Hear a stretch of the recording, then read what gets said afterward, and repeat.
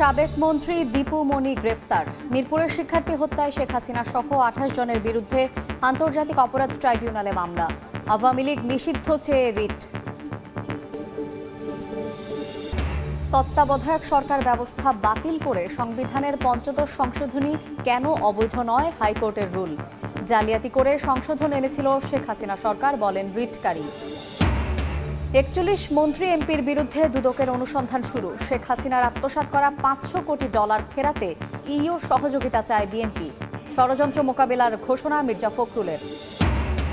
এবং 12 সিটির মেয়রকে অপসারণ করে প্রশাসক নিয়োগ। 60 জেলা পরিষদ, 494 উপজেলা চেয়ারম্যান ও 323 পৌর মেয়র পদ শূন্য ঘোষণা। সংস্কারের অংশ বললেন উপদেষ্টা।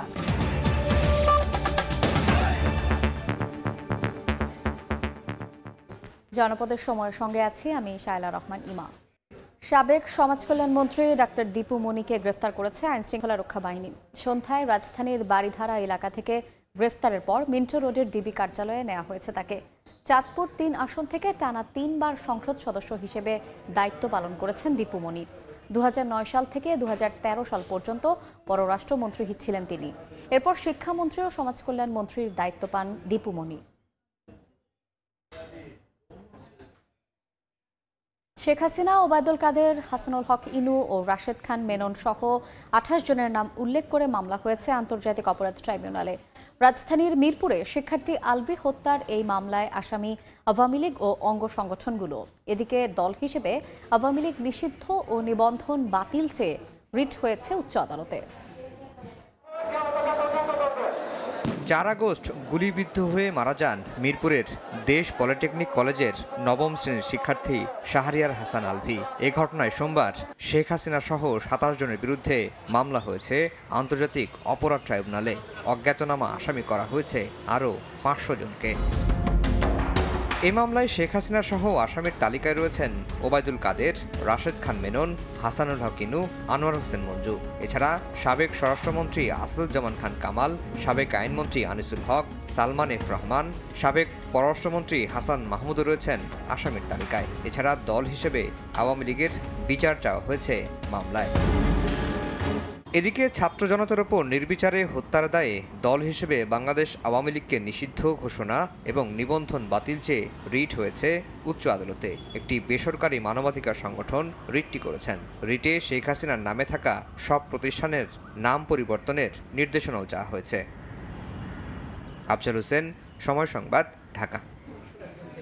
আন্দোলনে আহতদের সময়ের শ্রেষ্ঠ তরুণ আখ্যা দিয়ে তাদের পুনর্বাসনের কাজ শুরুর ঘোষণা দিলেন সমাজ কল্যাণ উপদেষ্টা শারমিন এস মুর্শিদ। সকালে ঢাকা মেডিকেল কলেজ হাসপাতালে আহতদের খোঁজ খবর নিয়ে একথা বলেন তিনি। তাদের মূল ধারায় ফিরিয়ে এনে নিরাপদ জীবন নিশ্চিত করতে হবে বলেও জানান তিনি। আমাদের বাচ্চারা যারা এই যুদ্ধ করলো, তাদের প্রতিষ্ঠা, তাদের পুনর্বাসন, তাদের সুস্বাস্থ্য আমাদের প্রধান দায়িত্ব। সমাজ কল্যাণ মন্ত্রণালয়ের আওতায় যত প্রকল্প আছে, যত প্রোগ্রাম আছে, সেগুলোকে আমরা এই বাচ্চাদের উপরে ফোকাস করে আমরা এখন সাজাতে যাচ্ছি। এ সময় আন্দোলনকারীদের স্মরণে রাখার জন্য যা করার সবকিছু করা হবে বলেও জানান সমাজ কল্যাণ উপদেষ্টা। আমার আসার কারণে আল আমিন তুষার, সময় সংবাদ, ঢাকা। ছাত্র আন্দোলনের সময় শিক্ষার্থী হত্যার ঘটনা তদন্ত করতে আগামী সপ্তাহে জাতিসংঘের তদন্ত দল ঢাকায় আসবে বলে জানিয়েছেন স্বরাষ্ট্র উপদেষ্টা জাহাঙ্গীর আলম চৌধুরী। সকালে সচিবালয়ে জাতিসংঘের আবাসিক প্রতিনিধি গোয়েন লুইসের সঙ্গে সাক্ষাৎ শেষে একথা বলেন তিনি। এই পরিস্থিতিতে আমাদের কি ধরনের সাহায্য এবং সহযোগিতা করতে পারে ওই ব্যাপারে আমাদের মেইনলি আলাপটা হয়েছে।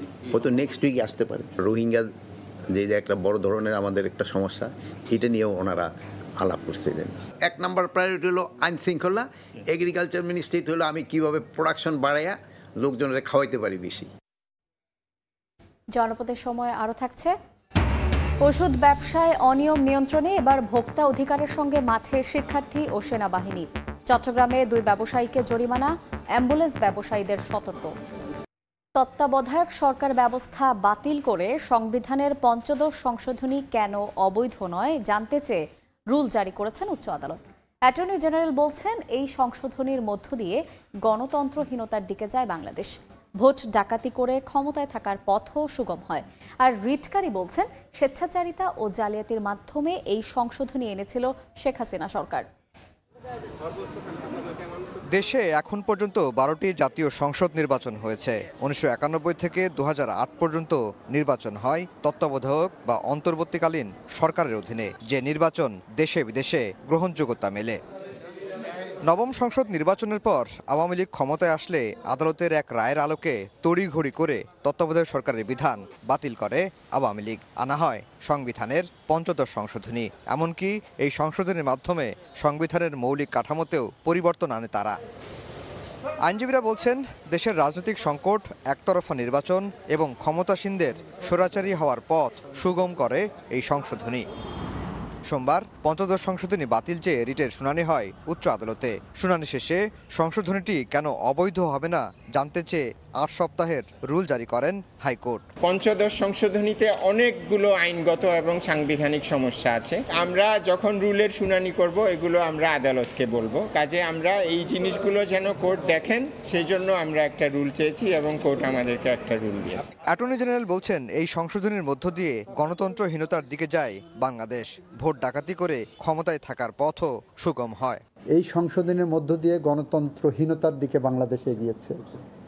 এই সংশোধনের মধ্য দিয়েই বাংলাদেশের বিচার ব্যবস্থায় এক ধরনের হস্ত তৈরি হয়েছে সরকারের। রিটকারীদের অন্যতম সুজন সম্পাদক বদিউল আলম মজুমদার বলছেন, স্বেচ্ছাচারিতা ও জালিয়াতির মাধ্যমে এই সংশোধনী এনেছিল শেখ হাসিনা সরকার। গণভোট না করেই ৫৫ সংশোধনী পাশ করা হয়েছে। সম্পূর্ণ জালিয়াতির মাধ্যমে সংবিধান লঙ্ঘন করে বিরাট বিভ্রান্তি সৃষ্টি করে স্বেচ্ছাচারিতার ভিত্তিতে ৫৫ সংশোধনী পাশ করা হয়। হাইকোর্টের অবকাশকালীন ছুটির পর রিটটি চূড়ান্ত নিষ্পত্তি হবে বলে আশা প্রকাশ করছেন আইনজীবীরা। এক আদালতে মামলা বিচারাধীন থাকার তথ্য গোপন করে সময় টিভি বন্ধ চেয়ে আরেক আদালতে রিট করা হয়। বিষয়টি নজরে আনা হলে বিচারপতি নাইমা হায়দার চৌধুরী বলেন তিনি জানতেন না। এদিকে আদেশের বিরুদ্ধে চেম্বার আদালতে যাওয়ার ঘোষণা দিয়েছেন সময় টিভির এমডি ও সিইওর আইনজীবী ব্যারিস্টার মাহবুব উদ্দিন খোকন। ইলিগাল একটা রেজুলেশন করেছে সিটি গ্রুপ যে তারা এমডি, তারা চেয়ারম্যান, এবং তারা এমডিকে বাইরে করে দিচ্ছে। তো এই রেজুলেশন করছে, ওই রেজুলেশন চ্যালেঞ্জ করছে। কোম্পানি কোর্টে পেন্ডিং আছে, কোম্পানি কোর্টে অ্যাডমিট হয়েছে এবং সেটা 22 তারিখে হিয়ারিং জন্য ফিক্সড আছে। আবার কিন্তু ওরা কন্টেস্ট করছিল সিটি গ্রুপ, কিন্তু এখানে এসে কোম্পানি কোর্টে এসে আবার সে খবর গোপন করেই বিস্তারিত না বলেই আবার আরেকটা রিট বেঞ্চে গেছে, সেখান থেকে তারা স্টে নিয়েছে। তো আমরা এটা তো যে সাপ্রেশন অফ ফ্যাক্ট, একই ম্যাটারে দুই কোর্টে যেতে পারে না, দুই কোর্টে যেতে পারেন না, এবং এটা সব কিছু সেটেল হবে কিন্তু কোম্পানি কোর্টে। ওনারা সাপ্রেস করেছেন। তো আমরা এটা এগেনস্টে সিটি গ্রুপের এই রিটের এগেনস্টে, অর্ডারের এগেনস্টে আমার ক্লায়েন্ট অ্যাপ্লিকেশনে যাবে, চেম্বার যাওয়া যাবে। ডেফিনেটলি তথ্য গোপন করে, সেটা তো একই ম্যাটারে অলরেডি কোম্পানি কোর্টে অ্যাডমিট করেছে, গ্রহণ করেছে, অ্যাডমিট হয়েছে কোম্পানি ম্যাটার, এবং 22 তারিখে ফিক্স করা আছে হিয়ারিংয়ের জন্য। তারা আবার এটাকে রেখে যেহেতু এখানে রিসিভ করতে পারলো না এবং এখানে বন্ধ করে দেওয়ার কোনো অর্ডার পেলো না, তারা আবার কিন্তু ওখানে গেছে অর্ডার দেওয়া, সাপ্রেস করে। একই প্লেয়ার ছিল যে বন্ধ করে দেওয়ার জন্য। কারণ কি, তারা হলো সিটি গ্রুপ একসময় আওয়ামী লীগকে ফাইন্যান্স করতো, আওয়ামী লীগের ব্যাকআপ করতো, ঠিক আছে। তারা ভয় পাচ্ছে তাদের 60-70টা ইয়েতে 60-70টা কারখানার মধ্যে ভাঙচুর হতে পারে। এই জন্য তারা এই কোম্পানি বন্ধ করতে চায়। এটা তো কোনো যুক্তি হলো না। এই কোম্পানি নিয়ে তুমি কথা বলো, আর তুমি অন্য কোনো অন্যায় করে থাকো, তোমার ভাঙবে, সেটা তো টেলিভিশন বন্ধ হবে কেন? আর এটা ইলিগাল রেজুলেশন করলে কেন তোমরা? তো আমরা ইন এনি কেস আমরা হাইকোর্টের অর্ডার এগেইনস্টে অ্যাপ্লিকেশনে যাবো আমরা, এবং এটা যত তাড়াতাড়ি সম্ভব আমরা পেপার পেলে, ডকুমেন্টগুলো পেলে, আজকে চেষ্টা করছি আজকে পেতে, ডকুমেন্টগুলো আজকে পেলে হয়তো কালকে ফাইল করে দেবো। ছাত্র জনতার ফিরিয়ে আনা গণতন্ত্র নস্যাৎ করার ষড়যন্ত্র চলছে অভিযোগ করে নেতাকর্মীদের সজাগ থাকার নির্দেশ দিয়েছেন বিএনপি মহাসচিব মির্জা ফখরুল ইসলাম আলমগীর। রূপপুর প্রকল্প থেকে সাবেক প্রধানমন্ত্রী শেখ হাসিনার পাচার করা $500 কোটি দেশে ফিরিয়ে আনতে ইউরোপীয় ইউনিয়নের সহযোগিতাও চেয়েছেন বিএনপি নেতারা। স্বেচ্ছাসেবক দলের ৪৪তম প্রতিষ্ঠাবার্ষিকী উপলক্ষে সোমবার বিএনপির প্রতিষ্ঠাতা জিয়াউর রহমানের সমাধিতে ফুল দিয়ে শ্রদ্ধা জানান বিএনপি মহাসচিব মির্জা ফখরুল ইসলাম আলমগীর। সঙ্গে ছিলেন বিভিন্ন সারির নেতারাও। দলের প্রতিষ্ঠাতার আত্মার মাগফিরাত কামনায় দোয়াও করেন তারা। পরে গণমাধ্যমে কথা বলেন বিএনপি মহাসচিব। বলেন, একটি চক্র ছাত্র জনতার ফিরিয়ে আনা গণতন্ত্রকে নস্যাৎ করার ষড়যন্ত্র করছে, তাই নেতাকর্মীদের সতর্ক থাকার আহ্বানও জানান তিনি। কিছু সংখ্যক ব্যক্তি আজকে ছাত্র জনতার এই বিজয়কে নস্যাৎ করে দেওয়ার জন্য ষড়যন্ত্র করছে, চক্রান্ত করছে। তারা বিভিন্ন অঞ্চলে গোলযোগ সৃষ্টি করে আমাদের দলের নেতাকর্মীদের উপরে অন্যায়ভাবে আরোপ সৃষ্টি করার চেষ্টা করছে। এদিকে বিকেলে জাতীয় প্রেস ক্লাবে বিএনপির সাবেক মহাসচিব মরহুম আব্দুল সালামের মৃত্যুবার্ষিকীর আলোচনা সভায় মির্জা ফখরুল অভিযোগ করেন, শেখ হাসিনা দিল্লিতে বসে দেশবিরোধী ষড়যন্ত্র করছে। এক ফ্যাসিবাদ গেছে, আর এক নয়া ফ্যাসিবাদ আমরা আমদানি করতে পারি না। আমি এদিকে নয়া ফ্যাসিবাদ বলি এই জন্যে যে ওই আওয়ামী লীগ আজকে দিল্লিতে বসে ষড়যন্ত্র করছে যে বাংলাদেশে এই বিজয়কে ভণ্ডুর করে দিতে। এর আগে গুলশানে বিএনপি চেয়ারপারসনের রাজনৈতিক কার্যালয়ে ইউরোপীয় ইউনিয়নের ভারপ্রাপ্ত রাষ্ট্রদূত বার্নার্ড স্প্যানিয়ের সঙ্গে বৈঠক করেন বিএনপি নেতারা। পরে দলটির স্থায়ী কমিটির সদস্য আমির খসরু মাহমুদ চৌধুরী জানান, রূপপুর পারমাণবিক বিদ্যুৎ প্রকল্প থেকে শেখ হাসিনার আত্মসাৎ করা $500 কোটি দেশে ফিরিয়ে আনতে ইউরোপীয় ইউনিয়নের সহযোগিতা চেয়েছে বিএনপি। এতগুলো টাকা যে বিদেশে পাচার হয়েছে, যে $100 বিলিয়ন উপরে, যেটা বিভিন্ন সোর্স থেকে যেটা বলা হচ্ছে, যে এই টাকাগুলো বাংলাদেশে ফেরত আনার ব্যাপারে আলোচনা হয়েছে এবং আমরা সাজেস্ট করেছি এটা আমরা সবাই মিলে একসাথে কাজ করতে হবে। বৈঠকে আগামী সংসদ নির্বাচন সহ দ্বিপাক্ষিক নানা বিষয়ে ফলপ্রসূ আলোচনা হয়েছে বলেও জানান আমির খসরু মাহমুদ চৌধুরী। আহমেদ সালেহিন, সময় সংবাদ, ঢাকা। জনপদের সময় আরও থাকছে।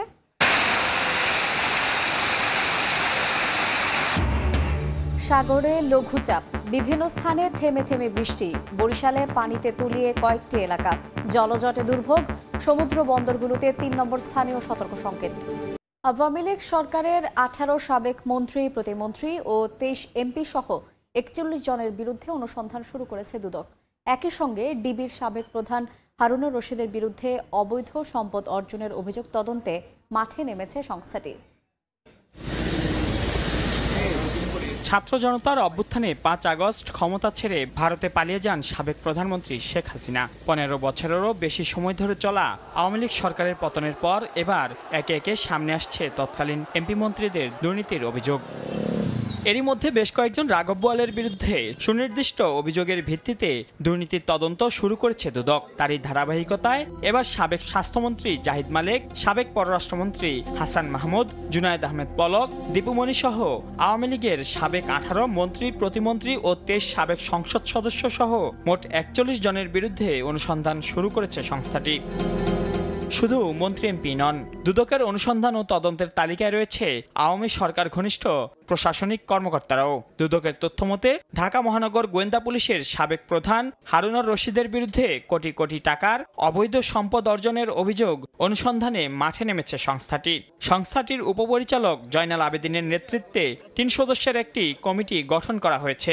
বিগত সরকারের সময় প্রভাবশালী এই পুলিশ কর্তার রাজধানীতে 2 ডজন বাড়ি, অর্ধশতাধিক ফ্ল্যাট ও প্লট রয়েছে বলে অভিযোগ রয়েছে।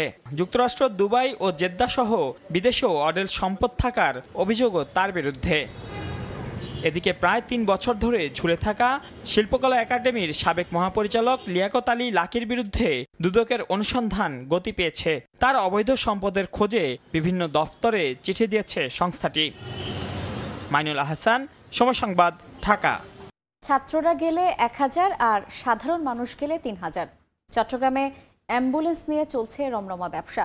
সিন্ডিকেট ভাঙতে শিক্ষার্থী, সেনাবাহিনী ও জাতীয় ভোক্তা অধিকার সংরক্ষণ অধিদপ্তর অভিযান চালিয়ে সতর্ক করেন ব্যবসায়ীদের।